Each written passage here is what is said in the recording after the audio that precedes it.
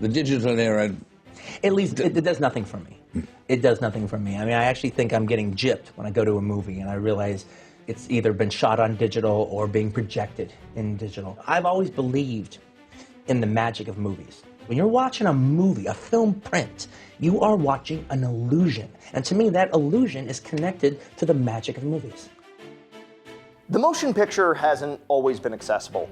For the first 80 years of the medium's existence, the only way to see a major motion picture was to be in a theater. Maybe, just maybe, you could catch it on TV a number of years down the line, but if you wanted to see a new movie, when it came out, you went down to your local movie house. Home video came around in the late 70s. VHS beget DVD, which beget Blu-ray, which became streaming. All in a race to recreate the feeling of being in a theater, with fidelity of sound and image as the ultimate goal. In a world where local Cineplex screens their offerings digitally, it seems that home video has truly caught up with the cinema-going experience.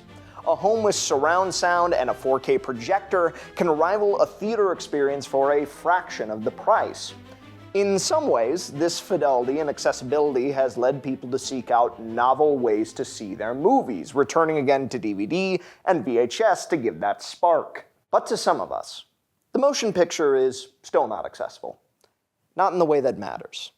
Sometimes there's only one way to see a movie. The right way.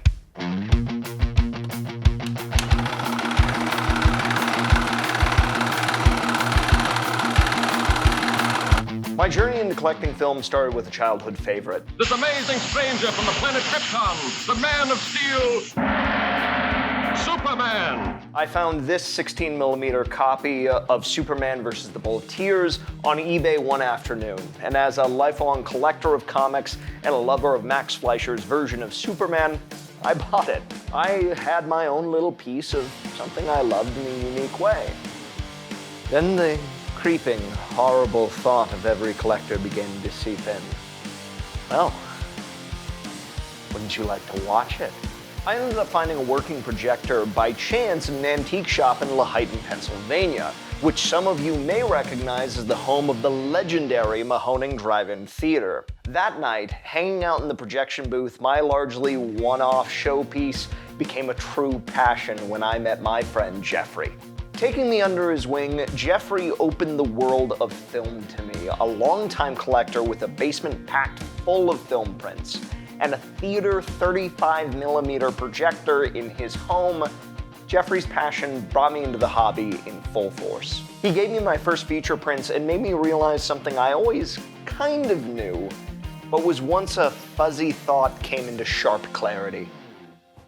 There's no substitute for the real thing. The whir of the projector, the weight of the reels, the tracking of time not in minutes but in feet, the almost meditative nature of splicing film by hand, one cut at a time. It's the movies in its purest form. It's movies as a truly physical thing. Every frame there in front of you. The very language of the movies is so firmly interlinked with the technology that birthed it, that when you yourself run the projector for the first time, it's like the medium finally clicks. Frame, cut, rolling, footage, things known intellectually are now real. Poetry aside, what is 16mm? Well, the standard way of shooting professional movies has been 35mm almost since its inception. If you've seen a movie from 1899 to around 2011, it's more than likely shot on 35mm. If you've ever done film photography before, you're handling a variation of the same stuff. On the other end of the spectrum is 8mm, a smaller budget version of film developed in the 1930s for the home market. Before tape, this is how you captured home movies or watched excerpts of popular films in digest versions. 16mm is the standard in the middle, a mid-grade format for amateur filmmakers, news crews, documentary crews, or TV preservation. This cinema product's 16 camera is one such camera used by small crews for decades. Notably for cult film fans, this is the model of camera that shot Mark Borchardz's horror short film Coven. 16mm projection was used in schools, universities, community centers, USOs, and just about anywhere that needed video more professionally, but 35 wasn't feasible. Movies shot on 35 were transferred to 16 well into the 1990s for those venues, the latest I've personally seen being 1997's The Men in Black. The movies are still shot on 16mm, with The Hurt Locker, Moonrise Kingdom, mid-90s, and most recently, The Smashing Machine, predominantly using the format. Finding movies distributed on 16 is mostly a market for flicks before the new millennium. In the past 5 years, I've managed to build up a modest collection of 20 complete features and a handful of cartoons, short subjects, and odd reels of other features. I expanded my collection of Superman cartoons from just the 1 to 8, my 1 projector to 5, and my wallet from full to empty. Nothing in my collection is profoundly unique, and can be found elsewhere officially with varying levels of difficulty. The Wolfman, Casablanca, Excalibur, and others are found streaming on services like Prime Video, often for a standard rental fee. The Phantom of the Opera and Buster Keaton's The General are out of copyright, and can be found in full on YouTube. Hell, if you're one of those collector types, you can scoop up ample DVD or Blu-ray copies of any of these movies. Film is big, fragile, and expensive. A low end for a feature film is usually about $200 a piece, and often the prints are beat up, faded, and spliced to hell. The technology is fading, with the common Bell & Howell projectors being rendered inoperable by broken worm gears that serve as the center driving force of the whole mechanism. So why deal with any of it? There's no substitute for the real thing. Quentin said it at the top, but there's something almost mystical about film, something elemental. With film projection being rarer and rarer in a public setting, it becomes more of a draw with each passing year. Most recently, as I mentioned in our last talk, I did a public screening of 1925's Phantom of the Opera for its 100th anniversary, and the proposition of not only being able to celebrate a work's centenarian birthday, but being able to do so on the medium it was born on resulted in a packed house. There's something to taking an art the way it was made to be. Hearing a live orchestra, seeing a Broadway show on stage, marveling at an original work in a gallery, and watching a movie on real film is pretty hard to equal. The print itself was a lucky grab at around that low end of $200, and when I bought it this last November, I realized its big birthday was coming up. For the next 10 months, we planned and planned until the big night. A big part of it was transforming the local coffee house into a theater for a black tie gala, as a real theater wouldn't have given us enough room to have a party, and an art hall wasn't in our budget. Setting lights, assembling a photo area, rearranging every piece of furniture to accommodate the audience. It was a massive undertaking, but when the night came, it was well worth it. I live in the Midwest, a city with less than 100,000 people. Outside of the symphony and the occasional event from the local stage theaters, we don't have a lot of capital S society events. So I think when we put the word out, people whose suits and dresses usually have to wait for weddings and funerals were excited to come out.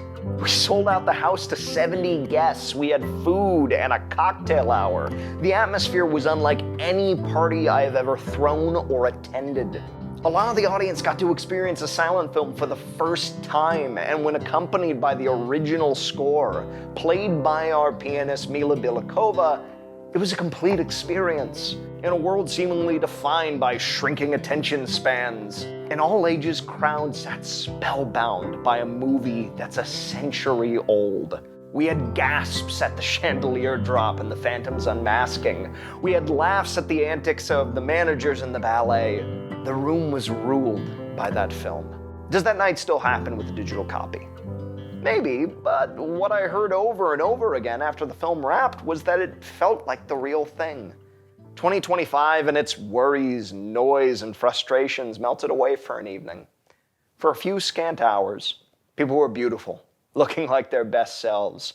Music could move you in leaps and bounds, and the projector, its clacking away, imperfections and all, was the most powerful thing in the world. Hard as lightning, soft as candlelight. There's no substitute for the real thing. Now, the crew could easily come at me for leaning on feeling and anecdote. Is film really any better than what we have today? Is it really what made that night special?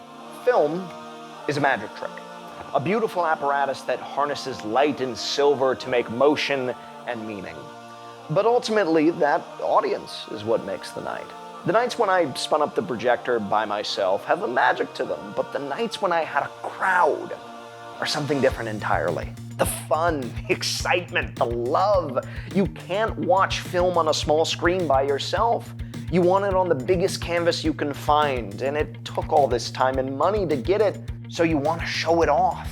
And slowly, but then all at once, you're setting up chairs, sending out invites, making a night of it.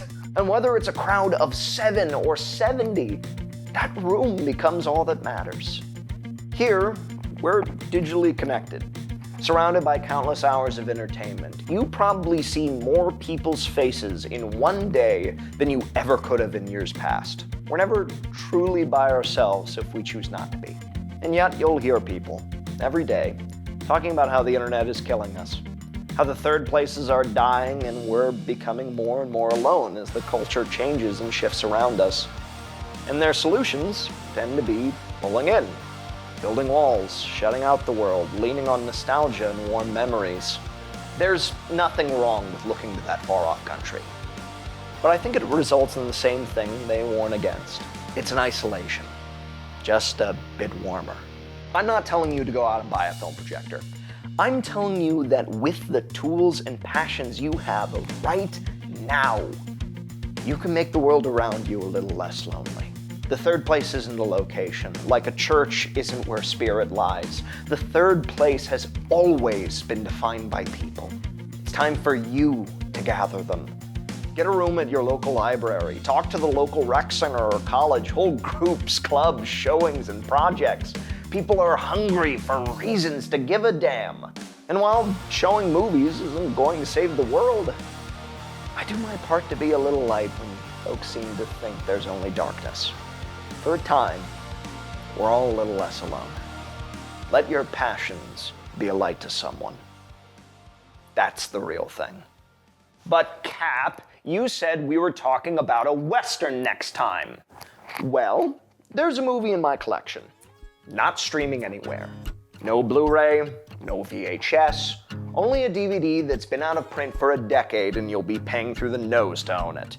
Forgotten by audiences, unloved by studios, 1972's The Wrath of God in its present state is bound for the dustbin of cinema history.